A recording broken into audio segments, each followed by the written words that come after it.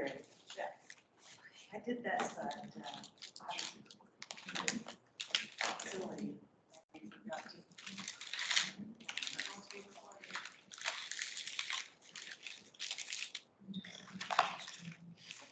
Oh, Sarah, you're recording.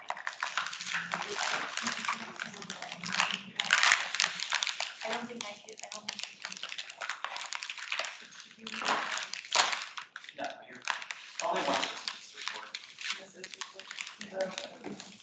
You can see the timer on the I top just left. turned it So, can you tell me on my, will the click do it, or, Yeah, she can switch it for you. If that's okay. Because it's not on right now. The timer's not on. okay, so basically the clicking is gonna be moved. She'll be telling you just tell her that the clicker is working, but it's not doing how it should. So it's switching to the slide, but it's not actually changing the slide. Oh, then it's Kind of a annoying. little black clicker. Yeah, So it we is. just point all. Okay. Like a printer. You're on. That's my guess. No, people are joining. Is there any kind of Let me welcome? check really quick. Can you guys hear us at home? Yeah, we can hear you. Yes. Yeah, we can. Cool. Well, great. It's super cool to be here because, to be really honest with you, I have not, since COVID, really been out and about. I've done my business stuff, but in a speaker capacity, this is the first time in 2+ years in front of a group with cameras and whatnot, so I'll do my best. My name is Celeste Gleave, and as you can see here, I am the founder of 5 Star Incorporated and Shearers United organization. And I'd like to go ahead and tell you a little bit about that. But first, I want to tell you how I got started. Right after high school, I joined the Army. The fire department wouldn't take women back then. So guess what? I passed the fire test, got through all of that, but when it came to finding housing, women, wives did not like it. So post-Vietnam, and I'm not going to tell you anything about how old I am, but I up and joined the Army. One thing that it was the best decision I ever made, personally and humanly. I wanted to become a nurse. They asked me to be a sniper, and I said I didn't join to kill people, I joined to save people. So one funny thing I noticed years later is they're very fanatical, but that S is a money sign. And I thought, what the heck is that? That has to be a sign in my future, right? So I was a MASH unit nurse, and I also had the opportunity to play basketball for the Army basketball team. So 5 Star, after I get out of the Army, I was basically unemployable for one reason only. I had a job, I had a slip and fall, and as it turned out, I hurt my neck and my arm, and I lost capacity basically to hold any kind of a bottle. So this was me walking in and couldn't drink, and I was literally unhireable. So I had no benefits. And so basically what I did was decided to start my own company. And I didn't know exactly how to do it or how, where to start. Some friends of mine had some ideas in chemicals, and we live in the Rocky Mountains, and snow and ice melt is a big thing. So I thought, what the heck, I'll sell snow and ice melt. There's plentiful, there's reasons for it. During the winter times, I stayed busy going out to car dealerships in the beginning and here and there and wherever. And as the seasons moved along, I realized that's just the winter. What am I going to do in the summer? So I started into construction. There's next, please. Built the batting cages, several things here. You can see me out at Hill Air Force Base. I did a lot of work on the flight lines. This is our team building the ice melt and whatnot. But these big tankers that you see up here are basically what they put the de-icers in. And the reason I have a picture of that machinery up there is because I call ATK, and it all goes to being a woman-owned business, right? I mean, we start our businesses and we don't know what we're doing, and we don't really know what our abilities are until we literally shake ourselves out and get it, So I knew a gentleman, Gary Eddings at Thiokol, and he says, oh, we're looking for a rocket booster machine, and it has to make O-rings, and it has to be this, that, and the other, but we need it to be used, and we only have this budget. And I mean, let's be serious. How many people make O-rings in the world to go into the moon? So I went and I had that machine custom made for them. I came in at $300,000 under budget, and they thought I was a real shero, and so I really secured my reputation within the community as to be able to make something like that happen. Next slide. While I was doing all the de-icing, and as you can see, it went from ground to airplanes. And people don't realize it, but every airplane needs to be de-iced. And in so doing, that is a very important job for the flight line and even the international airports. And many of you have been on airplanes as they've gone out. So a little about my job there is I supplied all those chemicals from a home-based business. And so when you talk about how do you make it work, that's how I made it work. I got to work at home, yet I was working with literally every air base in the United States. So that was cool. So while I was working on the bases, you'll see this picture in the middle, I was asked to get involved with the Air Force, and they brought me in as the honorary base commander at Hill Air Force Base. And so I was what they call a log star. Log star is basically the honorary commander for 1 year, and I sat beside the base commander, our first ever female base commander, Kathleen Close. And we would do, I basically went to every event through the year that I did this. And shortly after I left this post, the 419th Fighter Wing came at me and said, look, we would really love if you would continue the work here and be our honorary fighter wing, the 419th Fighter Wing commander. So moving on to, I got to be the fighter wing commander. So you can see kind of how I progressed from an unemployable person to where I really engaged myself in a man's world, really got out there, really did it. Yeah, that piece of equipment, that's what it takes to clean our runways. And I'm standing there like this, being a boss, because this picture, and I'll tell you about it later, I'll show you, I was posing for a photographer, and that comes up later in the screen. So while I've been doing Sheroes United, Five Star in my business, I was asked by the Go Red for Women to be their chair. And any of you have anybody you love that has heart disease? That was something that was vitally important to me. My mom had heart disease. And so for 1 year, I went to literally every place you could go to talk to people about knowing their numbers, about knowing your health, about being good to your body. And so for that, it was a great experience for me to be involved in the community. Next slide, please. So you'll remember that I was working at the 419. Well, right in the middle of my assignment with the Go Red for Women, I get a call from the Pentagon. And they said, Commander Gleave, we've been tossing your name in the hat, and I had known about this for a minute or two, a year. Took it to bed. But they said, I get a call one day, and they said, is this Celeste Gleave? And I said, yes, it is. And this gentleman right here, Norton Schwartz, he's a 4-star general. He's the chief of staff of the Air Force. He calls me and he says, this is Norty. And I went, Norty who? Norton Schwartz, General Norton Schwartz from the Joint Chiefs at the Pentagon. And I said, oh, how are you, sir? And he says, I'm really good. And I said, he said, but I'd be better if you came to work with me as my sidekick. And so I went immediately from being a base commander and a wing commander to working at the Pentagon. Next slide, please. Working with the families, not only just the families, but the employers, the spouses, the community. There's a lot going on in the military with Air Force. There's this suicide levels. There's all of that going on. There's post-traumatic stress. And then again, rape in the military. And that is a very, very significant thing. Next slide, please. you'll see here, going along and getting introduced. And this is, I brought you these slides because in the life that I've led, it's kind of hard because I've kind of just like been a snowball, and as I've been snowballing, things have been happening.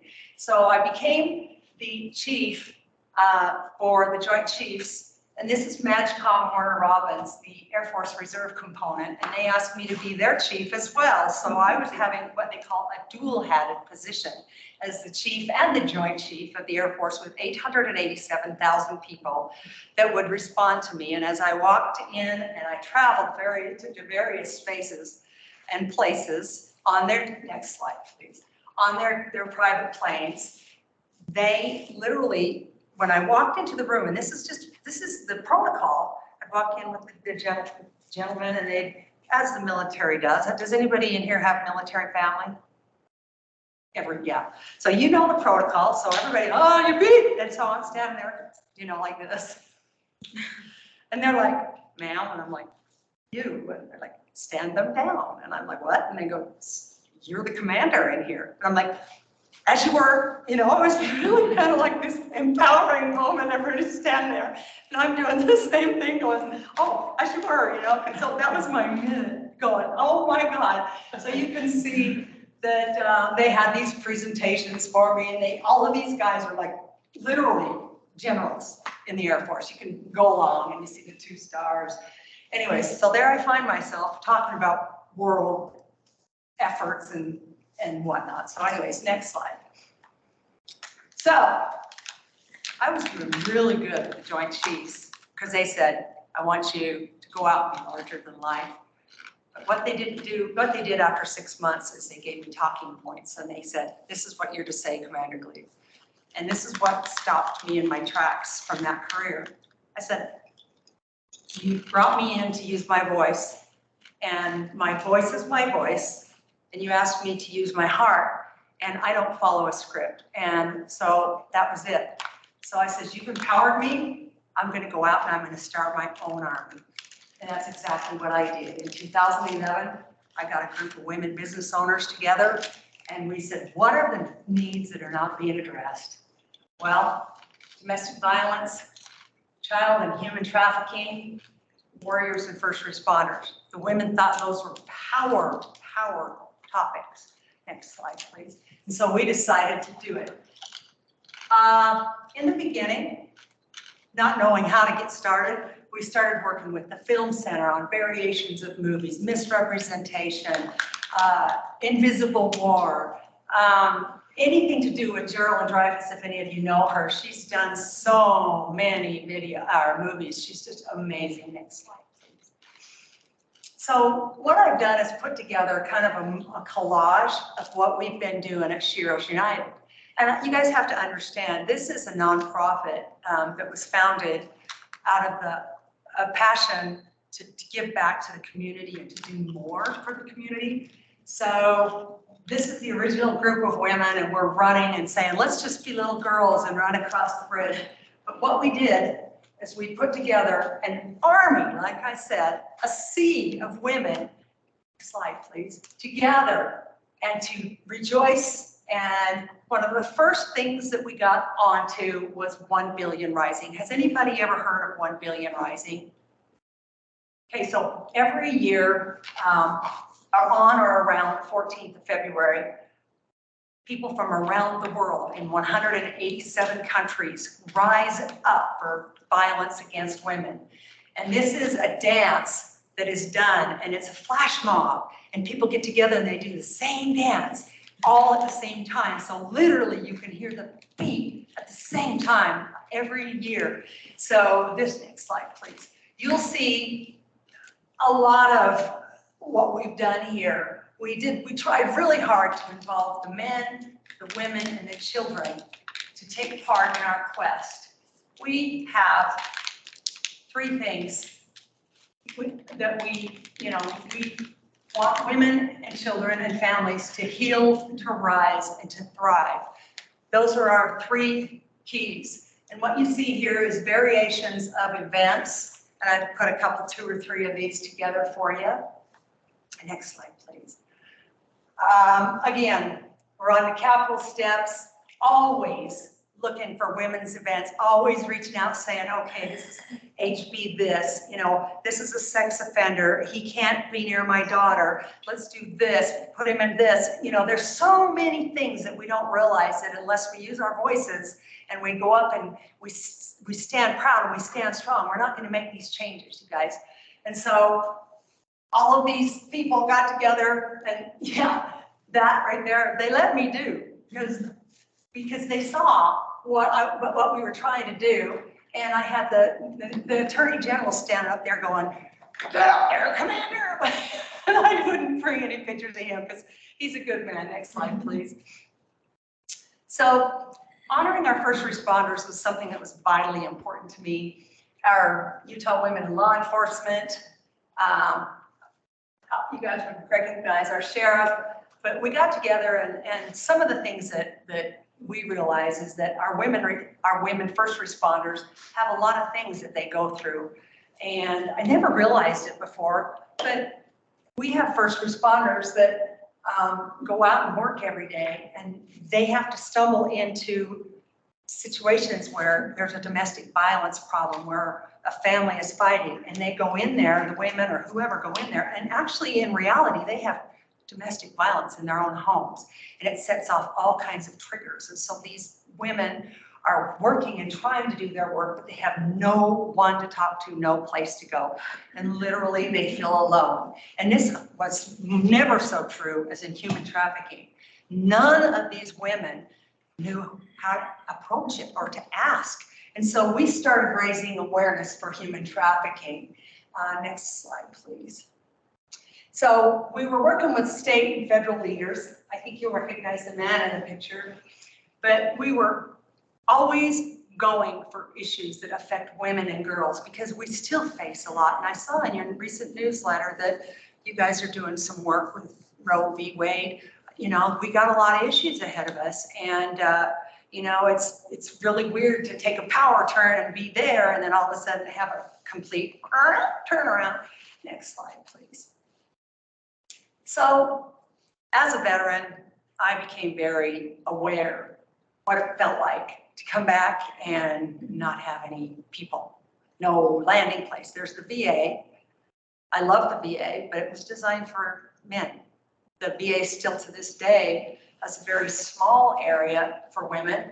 And you know, it's kind of a 60-40, 70-30, I don't know what the exacts are, but if you go up to the VA, they have one clinic for women, and that handles their in vitros, their pelvics, their breast exams, all the women. So there's nothing. And if you want to talk about the needs, we really were looking at some of these women that have come back that had never ever been honored for their service. And so what we did, look at little Aura May up there. She's 97 years old. She was the first rear admiral in the Navy to get, and she not in her lifetime had ever been brought forward to be honored. And look at her, bless her little heart. She's got her little scarf on, and she was so proud, and she put her uniform on.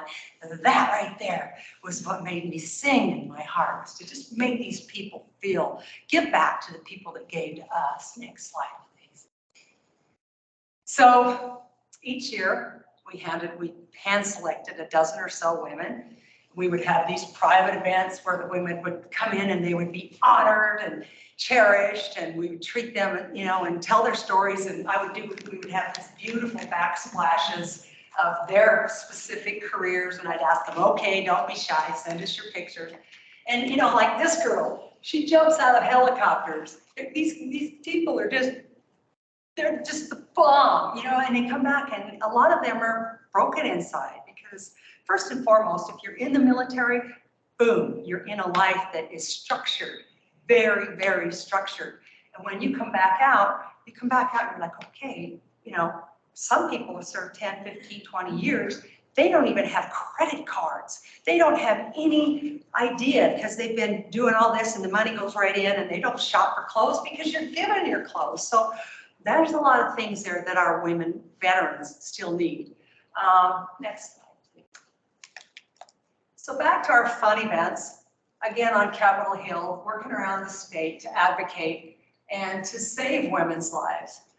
This is a classic, you'll see a lot of these where we get together and this is it, you know, we rise like this. We rise because we want to protect the lives and cherish the lives of women and children. Again, next slide. So we've done several humanitarian missions. We've gone back and forth to Africa. We'll be going again. I was just told that it's been canceled. We were going to leave in November, but it looks to me as though it's going to be in January. But we're going to go back. Captain Sharissa Jackson, she and I, and maybe a few more, will go back with some thermocoagulators, which are devices that are handheld devices for cervical cancer. And they're literally, you can just take the top off and utilize it and check for cervical cancer. And some of the things that you may or may not know is in these underdeveloped countries, they have no medical attention, and there's female genocide, there's sexual misconduct, there's whatnot, and there's a strong need. And everything seems to turn into cancer. So it's vitally important that we get these thermocoagulator units into these units. Here in the Himalayas, we were taking feminine project, feminine hygiene. This lady up here is our India director for Shiros United. And then a group went to Thailand here. So we've done several missions like that. And again, as a nonprofit, we always look to just do what we can with what we've got. Next slide, please. So again, grabbing the community and getting out and just like what I'm doing up here. Put your hands out there large and just go, you guys deserve it. You are this, you are so much more. You know, don't ever let anybody treat you like you're less than.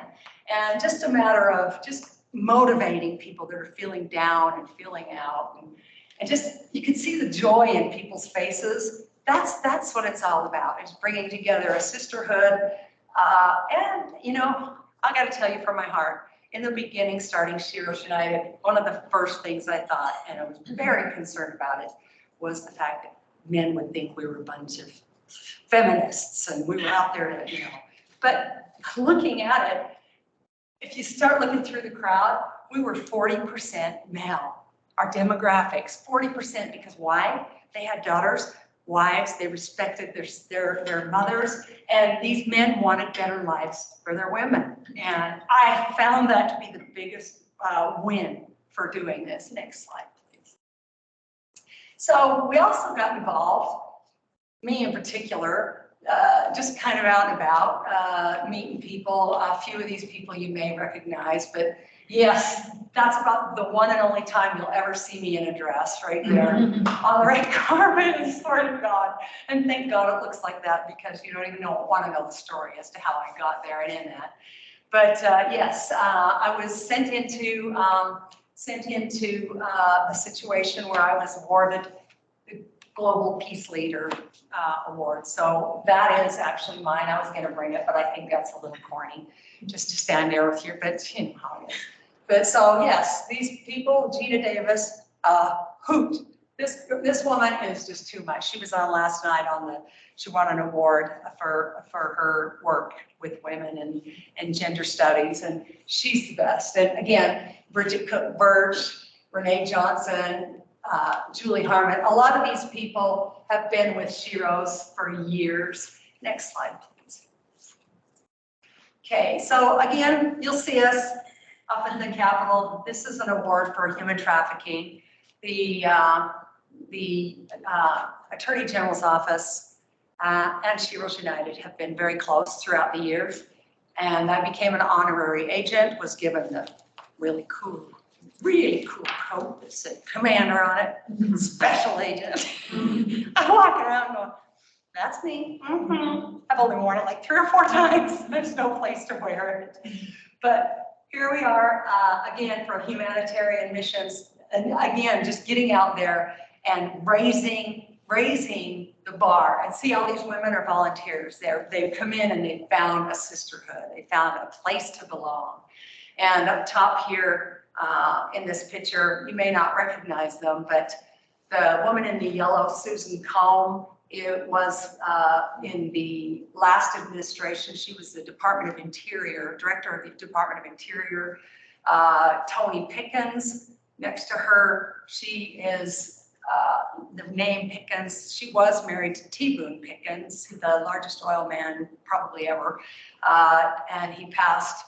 And we were getting awards, and they gave us a women's leadership award, and that's me being honored on the stage there.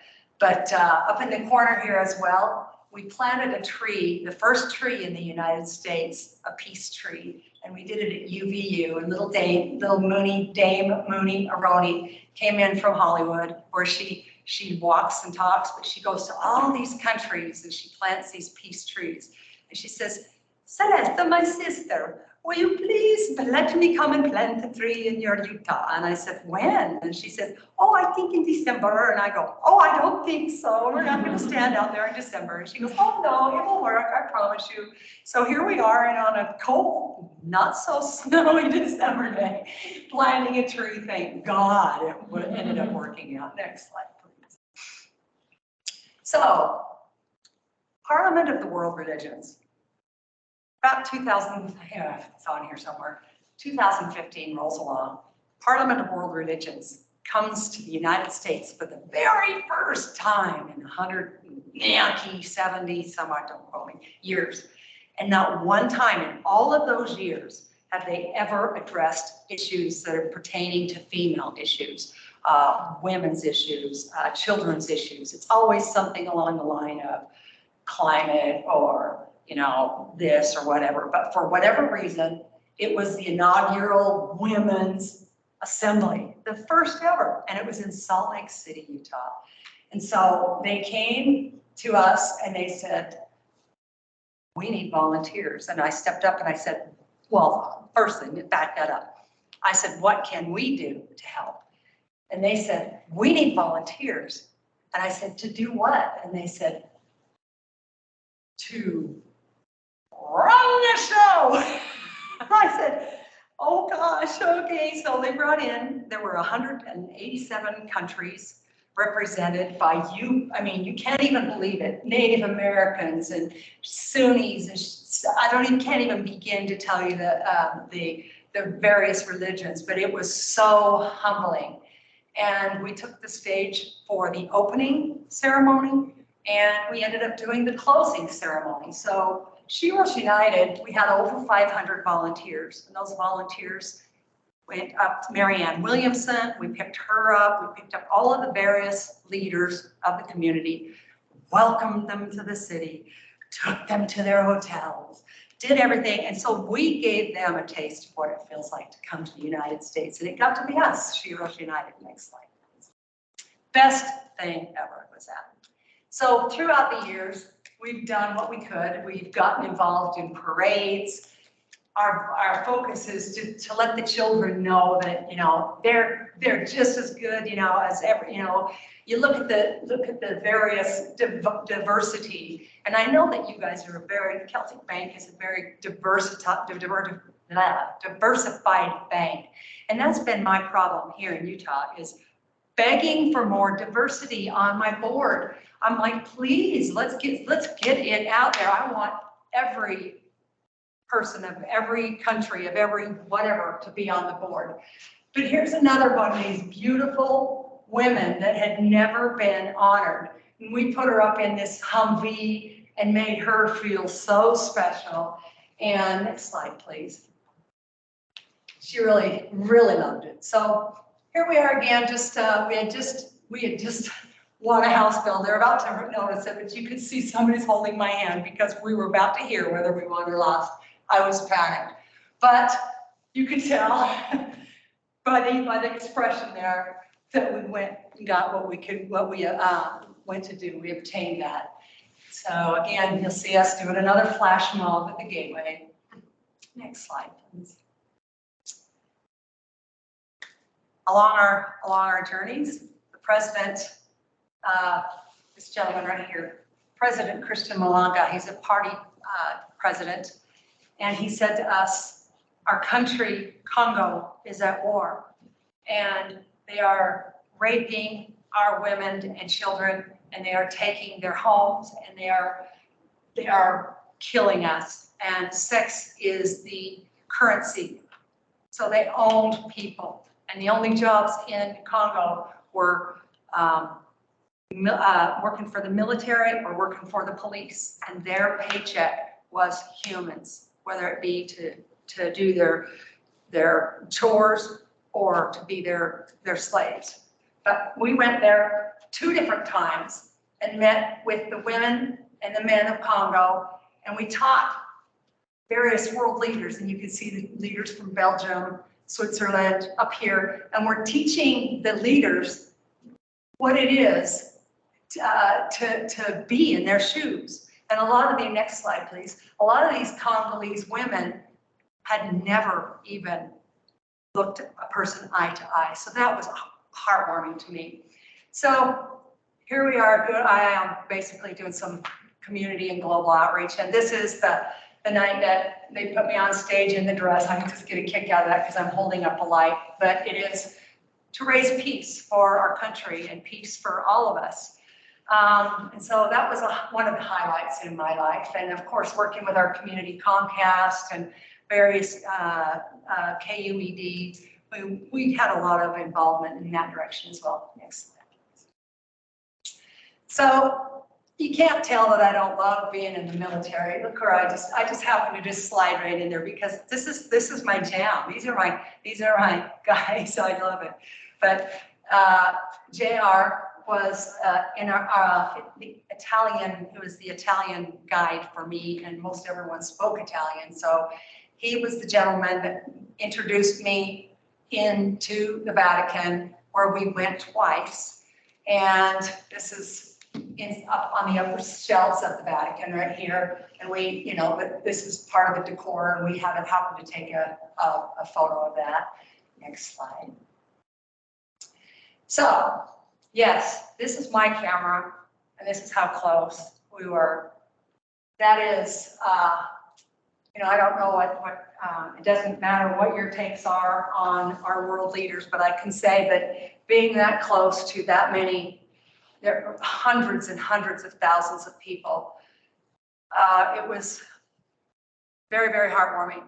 And one of the things that really got me was they asked me to carry the cross on a pilgrimage, on the last leg of the pilgrimage, on the Year of Mercy.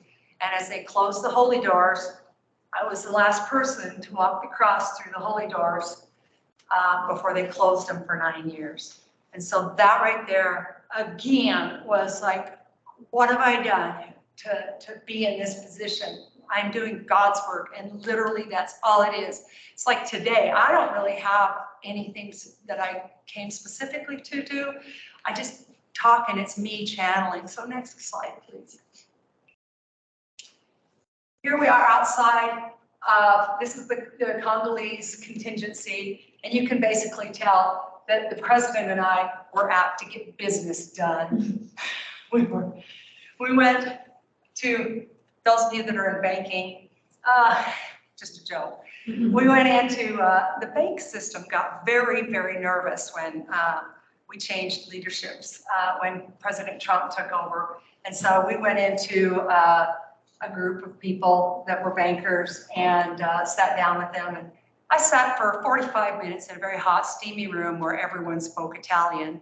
And at the very end of it, they said, and you, and Gochapara and Celeste Gleave, please come up. And I'm like, oh no. And so I stood up there and not knowing what to do, I just said, I speak no Italiano in that language. Please. And of course, I don't know where that came from. I'm so sorry. I don't speak Italiano, but I love you and I love everyone here. And thank you. Pizza, So I just stood up there, and they thought I was super funny. And they said, oh, the commander, she is so funny. And so I really was literally myself in front of everybody. But as we opened the doors to this right here, and I walked out, there were women with their cards from other countries that had come in and that knew that someone from America that cared about women's rights because we're so progressive. They came and they had Dutch and German and Belgian and Austrian, and everybody was there, and they had ridden the train to come and see, and they were all, I thought it was a class. I'm like, here, let me get out of here. And they're like, no, and they're chasing me. And I get up in the corner and they're surrounding me. And they're like, and again, not 1 ounce of English. And I'm just, I go, JR. And I said, JR, explain to these women that their voices, they count. Please get their business cards for me. And we make sure we follow up to each and every one of them because they came here to talk to me. And I'm so sorry, I don't speak their language. But the language is love, and the language is from the heart. And if you feel that, you already know it. Next slide, please. While we were there, there was a massive earthquake, Amatrice, Italy. We got us a bus, and we made our way up. And while we were there, we wrote home and said, we needed cards, handmade cards from children. We got over 1,000 handmade cute little cards saying, from United States or from Canada, we are sorry about your home. We are sorry about your town. We are sorry for what you know. And there were notes from children that we hand walked into the mayor, and he hand gave each of the kids in the town who had all been displaced. They were all in one little church. But he gave all of those children a handmade note to tell them it was going to be okay. Again, a powerful, powerful. And I want to just make a note here. You see that little cat right there, right in the middle? Okay, so I'm going to cry. I almost put this up here.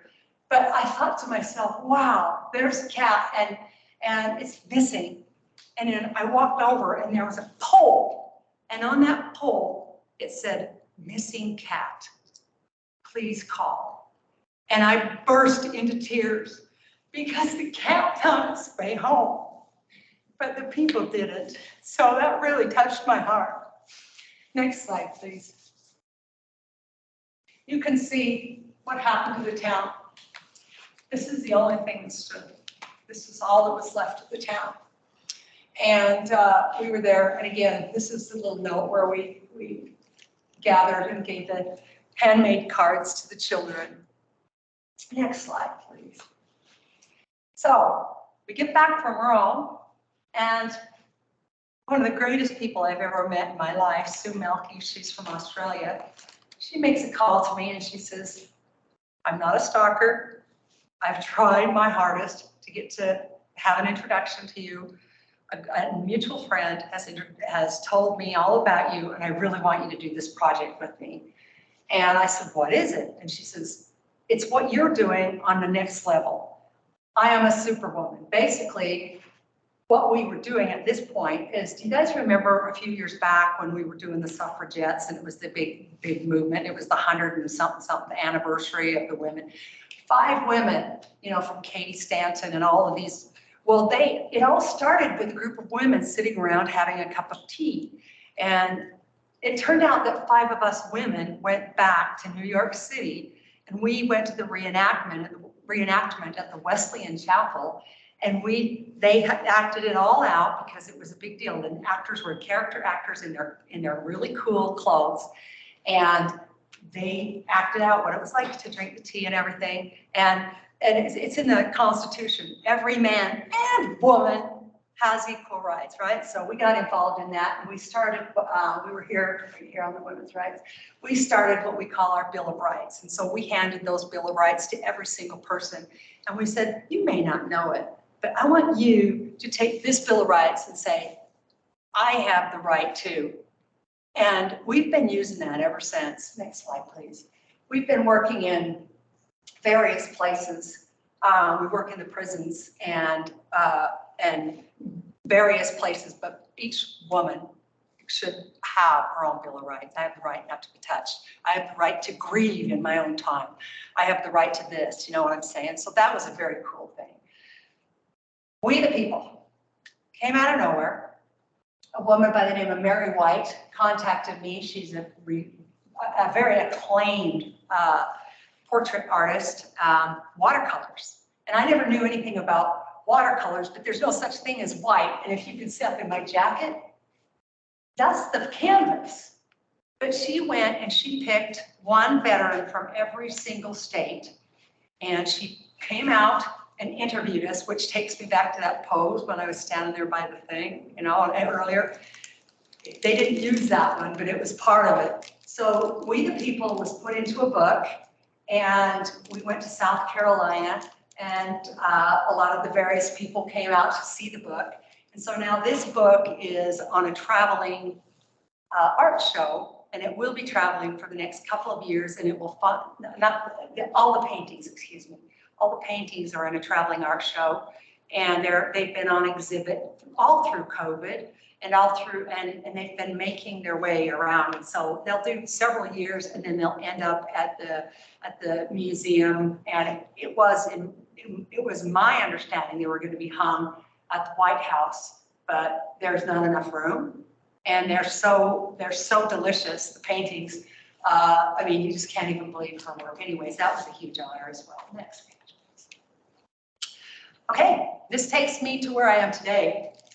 I am with my company, 5 Star, still doing ice melt, but you guys can see that we're in global warming, right? So it's not so much that I have a lot of ice melt to sell. So basically, I had to get smart, I had to get clever, and what's next? Disruptive technology is a term that I learned along the way, but what it really means is it's technology that is brand new, it's never been used, and it surpasses everything and anything that has been seen in that market. One of the machines I'm working on, it's in the Netherlands right now. You take from your hand here to your hand here, and you put a piece of product, and we did over 150, 200 different, like seashells, human waste, grapes from the grape wineries, everything you can imagine we put in, and from here to here, that far, the product goes in and comes out here, and it hits a vortex, 770 miles an hour. It creates an internal speed of sound, sonic boom, and it literally pulverizes everything it goes through. So we're literally taking everything and turning it into this fine dust with the speed of sound. This is disruptive. We're now making lithium batteries. We're now making semiconductors. All the things that we're running low on, I'm working with an international group of people, scientists, mostly in their 70s, 80s, and 90s. Their combined age is about 1,000. But these guys, one of them invented the color inkjet cartridges. But these guys were very serious and ahead of their time. This was in, it's loud. But this was us there, and you can see we're starting a whole new product line.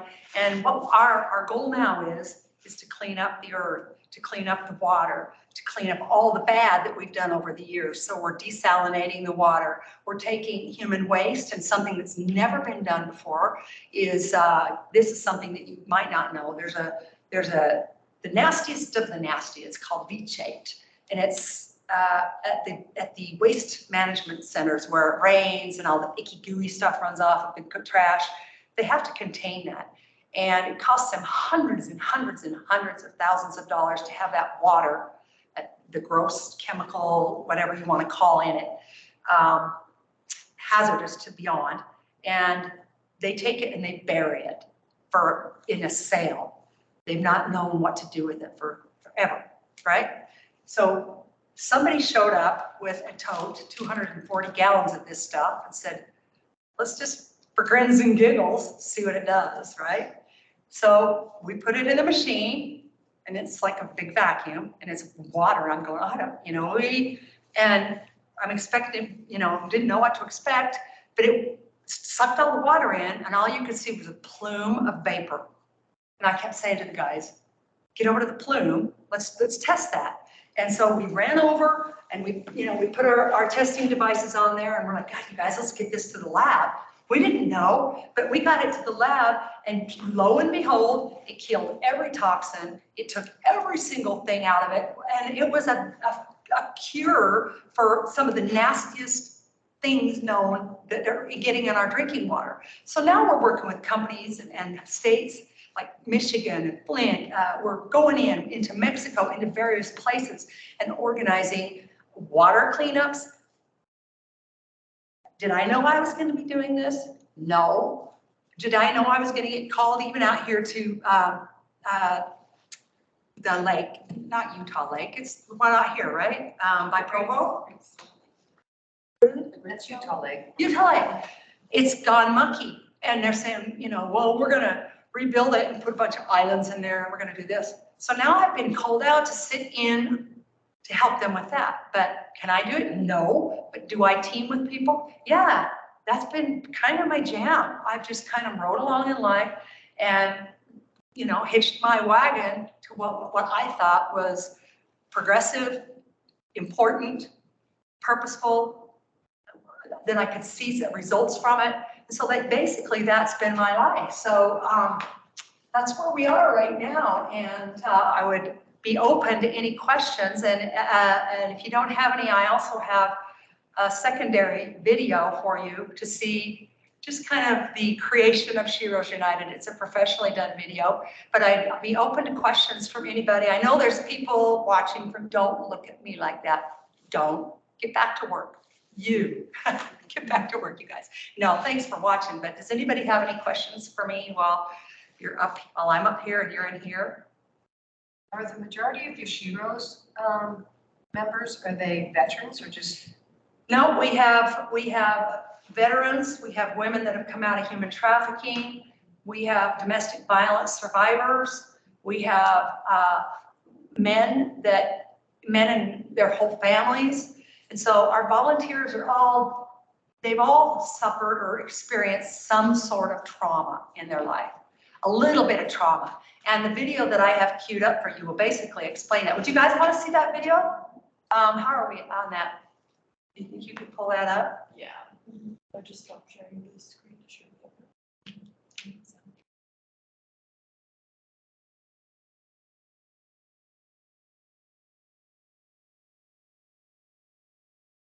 Or you might just want to keep sharing and then just share different. Gives me a chance to drink. All right. Is it farther? Is it, can you rewind it a little bit? Yeah. Okay, here we go. Gonna have some volume. Can you start back over with the volume? Yeah. Sorry. Very good. I think I'll be able to hear. Right here? Huh? Is it playing twice? My mom. Maybe stop it and then restart it.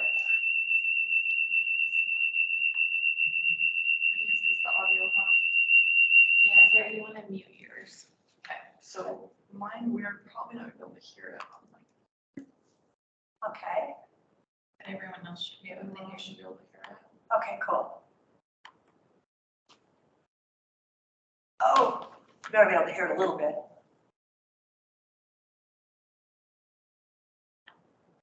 Come on, baby, I have faith. I think Oma can't sing. Can you turn the room's audio off and leave yours on, or is that not an option? The room's audio? Yeah, this audio. That one, maybe? Where's our techies? Yeah, I'll turn that audio off and then turn this audio off. Cool.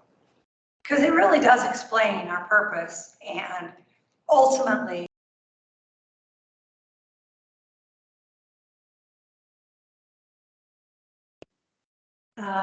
volunteering.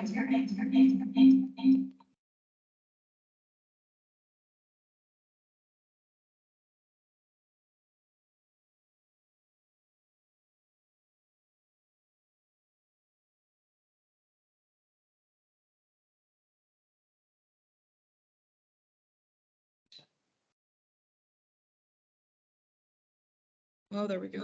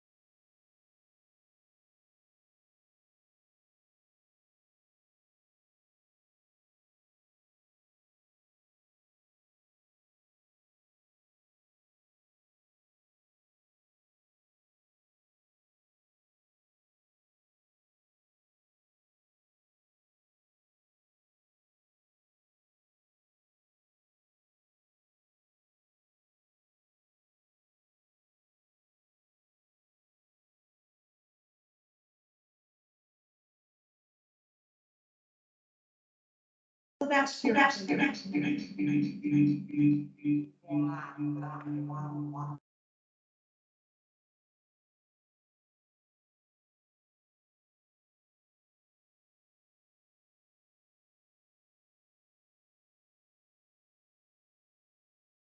We have some problems. How many of you guys feel like you could join in and help me? And literally, that's it. We started with women business owners, and we picked out the things, like I said, the pillars that were most important to us. And believe me, we went over, we went over. It's the suicide and foster children. But what we circled in on, again, was our warriors, our first responders, trafficking, and our domestic violence, and how that works. Because we got a lot of police officers and Marines and you name it. And they come in and they end up finding a new purpose for themselves because they find a structure and they find themselves wanting to be a mentor. And so now we're doing retreats. We're doing, we've got our eyes set on, getting trauma retreats to get out of trauma. We've got variations of ideas and things happening. We're looking to put together a home, a safe home. Right now, we're working with the hotels and motels around the country, and we've produced human trafficking videos, what to watch for, what are the signs, some of the little ways to get out around and about it, and who to go to help. And so this is started in here in Utah, a Utah-based small nonprofit, and for the most part, you can tell by the video that I just showed you is the reach that you can get just by reaching out and joining hands. And I always say to everyone that I've ever talked about Sheroes United, I've said, when you were little and you were standing there on the playground and they go, okay, let's play Red Rover, right? So everybody picks teams and you're like, Red Rover, Red Rover. You guys remember that, everybody? I mean, no matter where you go, everybody seems to remember it. And the idea behind that is what? To run and bust through the weakest link, right? Right? And you create your team and you join hands with your team and you go, hey, you're my sister and I will never let you go. And pretty soon you have empowered those people, and then you bring people in with no judgment and no, I know where you've been, I know what you do. Trust me, we've been working with the women, incarcerated women, the no longer point of the mountain, but we've had courses in there for 3 or 4 years now, and it's called the Inside Out training, and it teaches these women that have been incarcerated how to reprogram themselves from the inside out. And this training we have taken to the Congo, we have taken it to various nations, and it seems to work for every single person, and it ties right into what your rights are, what you are as a human being, what your abilities are, and who you stand with. So it's a I don't know, this has basically been my life, and it's come together in a way that post-COVID, now that we're back into the swing of things, COVID was rough, Personally, staying home during COVID and not being able to get out and do what I do was probably the hardest thing on the planet. And so, again, we all had to reinvent ourselves. We had to be either first-line responders or whatever we were. My sister's a nurse, and I was so scared for her, but I was so proud of her, and we have to look back at the people that were involved. The grocery, the bank tellers. We have to continue to do our work. We are first responders in whatever business we do. We have to take care of our industries. And so with that being said, I would love it if you guys would jam me with some questions. I will tell you, when it comes to banking, it's funny because I was on Zion's board for I think maybe 7 or 10 years. I don't know why they kept me so long, because when I went in there, the first thing I said is to Scott Anderson, I said, you got the wrong person.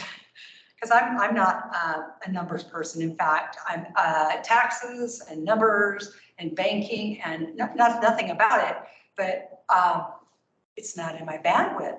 And he said, well, this is why we want you. We want somebody that doesn't speak like us. And so I'd come in and they'd catch me nodding up, and I'm looking at the room going, okay, that, kind of, but that was just me, because I was sitting and they go, Celeste, what are you thinking? And out of nowhere, I'd say, what I think is we need to start a program for women veterans just returning back that have no credit, zero credit, no credit. Have you guys got anything like that? Well, no. Okay, so what do you say if we sit down and we get with the women's group and we say, hey, what are we doing for our women veterans that have no credit? What are we doing for them that need a house? So I started in, and whatever it did, they developed a program for it. So even in my infinite lack of knowledge for banking, even though my brother was a banker, rest in peace, my little brother just passed away. But yes, and there are people that I know are watching this that actually know my brother. So, and thanks for your well wishes but yeah, so that's it. I was really tickled when I got the call to come and talk with you guys today. And I would love it if you'd hit me with some questions, or if the audience, oh my gosh, is that how many people are watching? Wow, that's amazing. And there's people actually I know up there. That's amazing. So if they actually ask a question, or if there's anybody here that has a I question. have a question. Yes, ma'am. What's your current day-to-day? Like, how much time do you spend on your foundation versus your business? That's an excellent question. There is really no structure to day-to-day. Only reason is I usually get up in the morning, and the first thing I do is do my emails. But now that my business partner is back in Australia, I have a 4 o'clock with her today, and it's her 8 a.m. But yet our other members of the team are in Europe, in the United Kingdom, and so it's their 10 o'clock at night. So it's juggling time schedules, talking with our global leaders. So my day-to-day is I probably work about 15 to 16 hours a day. I've gotten flat butt syndrome the last couple of years. This is from sitting so much, but it is what it is. But now that COVID's over, I'm basically going to be doing more travel. I just got back from Dallas last week, but on a day-to-day business, we have our Sheroes meetings once a month. We meet with the board. We have consistent events going on. I will admit, through COVID, our last event was International Women's Day. It was March 8th, 2020. And I remember this is the place, and it was International Women's Day, and they had just announced COVID, and there's a possibility, and I got kind of got scared, going, should we cancel? No, should we not? Anyways, I took a gallon jug of disinfectant, and none of us knew anything, and then we had like 50 dozen Krispy Kreme donuts, and everybody's in there grabbing with their hands, and I'm like, oh my gosh. Anyways, 2 days later, we were all stay home, don't leave, we went into that thing. But yeah, that's the last thing we did was International Women's Day. But day to day, we work on projects, we collaborate with other nonprofits. We take ideas. 2 weeks ago, I was talking about flat butt syndrome. One of my board of directors said, we are doing a 5K, and it's for organ donation.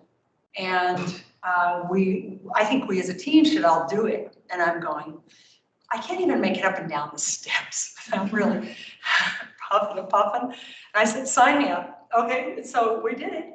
And so, I just basically day to day is just like, it's kind of non-structured. I used to be very, very structured, but the way this is now, who knows what's next? Because we have all of these things happening to us. We have new wars that are happening, new diseases. We have all of these theories and all these people cramming stuff down our throats. None of us kind of know where we are. And so my day-to-day is kind of reinventing myself, because I've got this type of experience. However, whatever that looks like, doesn't matter, because the future is in front of us. And what I see for the future is we all need to be a part of fixing what's broken. And that's it, is going after the worst of what's broken and trying to make it a little better, if not completely better. Thanks for that question. Yes, ma'am. From the White House or Small Business Advisory Council? Yes. What was that like? Small Business Advisory Council for the White House. There were small businesses throughout the country, and basically we met once a month and we discussed the needs and again, a lot of stuff about getting loans and how do I qualify and how much money do I need and where do I stand and who do I work with? And again, it was like giving resources to each other. Okay, you're here. I need you to work with your local bank. I need you to work with your Women's Business Resource Center. The SBA has a beautiful Women's Business Resource Center. I love the fact that this bank has a women's, do you call it women's network? And that was a good sneeze. It's great that you guys are doing this because again, there are specific needs for women and specific needs for women in business. A lot of the stuff that I've done right there has been a man's job. I'll just straight up tell you, walking into some of these places, they're expecting a dude. And have I had problems? I think, yes, I have, but I think, I'm tall, so that helps. But there was one incident, there were several incidents of inappropriate behavior, even working with this group of, anyways, I was in a very remote location on a base, and I was looking at their wastewater facility, and I had to crawl down into a tank, and it was just me and one guy down in a well, way out. And something hit him and he just came at me and who was there? It was me. And I just literally he came at me and pushed me up against it and I just went boom, right on his arm. I said, looked him right in the eyes and I said, not here, not like this, not now. Just like that, just took control of the situation. I go, let's get back in the damn car. Shame on you. And he's like, okay. We got in the car and I held myself together, got in my car and had a complete come apart because that scared the crap out of me. It did. I would have they probably wouldn't have found my body for 20 years in the place I was located. So yeah, there are things like that have happened. And even at the Pentagon, even at the highest level, they gave me an honorary 3 stars. Standing amongst these people and amongst the good old boys club, there are still games out there, guys. I was the only woman in the room. And when you walk in and there's a new woman or any kind of event, sitting there and I was so proud. Oh my gosh, I was so proud. And standing there in this group and I walked in and I realized, oh, this is a hotel bar and there's lots of people standing around. And what I noticed immediately, that there was maybe 15 women in the whole bar. And the rest were all men. But what happened next really surprised me. I started getting this kind of action up to me and up in my face, and then it came closer and closer and closer. And then it became really objectifying because they got me in their space, but then they all started coming up on me and it was kind of like the weirdest experience I'd had. But apparently you see these pins, each commander, each wing commander, they all carry their pins and or coins. The first man to pin the woman, the new woman or the prettiest woman is what they called it, gets to have drinks bought for him all night long. A stupid game, but I was literally accosted and they were coming at me and trying to touch my clothes and and I'm like, what is this place? And finally somebody put this thing on me from McConnell Air Force Base. It was it was a stealth fighter. And I'm like, oh, that's pretty, thanks. And pretty soon I looked down and I went, oh, and then they disappeared. I'm like, what did I a smell or something? But what it was I was a target and that was it. Got another question from the audience. Yeah. A few people were wondering, what does someone have to do to volunteer for Sheroes? Oh my gosh. All you have to do is go to our website, www.SheRoseUnited, it's SHEROES, like heroes, only SheRose.org, and just sign up to be a volunteer. And at that point, we are looking right now for board positions. We're looking for someone in banking, someone in law. We need, we have 3 or 4 big board positions.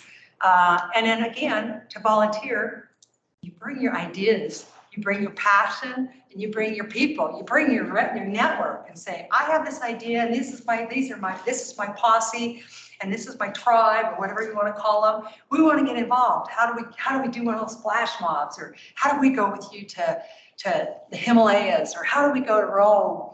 Well, get in here and let's do it. So that's it. You just come in there, and then like the Parliament of World Religions, we had 500 volunteers, and we had to turn away, I think 150 that were standing there and disappointed because we had exceeded our limit. And it was one of those things where, oh my. And so we got called to the Canada Parliament of World Religions. They did it in Canada last year. Yeah, 2022, I think it was 2021. Yeah, and they asked us to come up there. And I'm like, I can't fly 500 people up there, I mean, we were lucky because we were here. But that's it. When things come to town, when the UN came, we were there at the UN, same thing. Volunteering, anything we can do, parades. We've got so many things. We've got instructors. We were teaching in safe houses, in hotels, at the prisons. You can become teachers. You can also become mentors, be mentored. So we have lots of opportunities. So yeah, go to SheRoseUnited.org and just sign up. And that's important to me because, during COVID, a lot of our volunteers just kind of just fell back and fell off. And so my passion is to get everybody oomphed back up to come play again because we're ready. The world needs our kind of energy, for lack of a better word. And that's what it is. It's because someone comes in and they have really, you can tell because they walk in and they're play small and they're kind of like this, but the idea is to feel yourself and to own yourself. It doesn't matter if you're small, if you're big, what color, just be yourself, because each and every single one of us are unique in our identities, and there's so much beauty in every single human being on this planet. And I could say to every single person, if you ever doubt yourself, you're enough. You matter to so many people. You're enough. Don't ever let anybody tell you you can't do something, because that's the one thing my mother instilled in me. Don't let anybody ever tell you you can't do something. If you think you can't, then you get up there and you do your best and you try. And don't, at least you tried. It's like me in that 5K. I'm like, oh, and when I start going, I was like, hey, this doesn't feel so bad. And I finished. And then we went to breakfast. It was fun. So, any other questions? How are we on time? We're there. We're there? Wow, am I a big old gas mouth?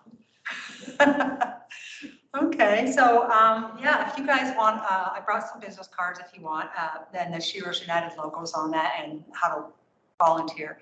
And just, yeah, if you're interested in board position, come talk to me. And again, if you guys ever need anything, if I noticed that you guys work with some food drives, what was that on your, Yeah, the United Way. yeah, okay, so The Junior League. okay, so all of these, we are big into collaboration. And, Seroptimus or Junior League or wherever they are, if they're doing something, one of us will always call and say, hey guys, you guys need anything? Yeah, you guys want to come and help us? Yeah, we'll do it, and so we get involved in our community all the time. And, getting down there in the what is it in Rose Park?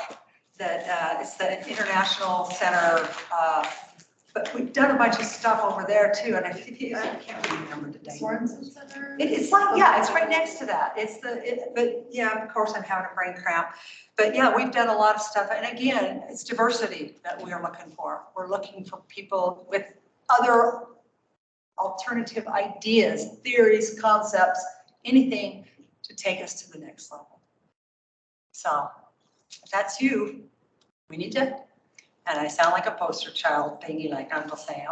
That's not me. But if you feel like you want to come and join, that would be awesome. So thanks for inviting me, and thanks for listening to me during your lunch, you guys. And I really appreciate the opportunity to stand up here and be a part of this great organization. You guys took me on a tour, and this is a pretty cool place you guys got here. I didn't know. And so I think another thing I would like to talk to you guys about is perhaps even being a co-sponsor at some of our events so we can run Women Your Way, because we've got women that have to open bank accounts. We have women that are trying to get loans. We have women that don't know what to do now. So this is part of our whole Build Her Up campaign, you know, and we need this. We need what you guys do, your networking, your resources, your abilities, and it gives opportunities that to the people that wouldn't otherwise have them. Thank you. Thank you.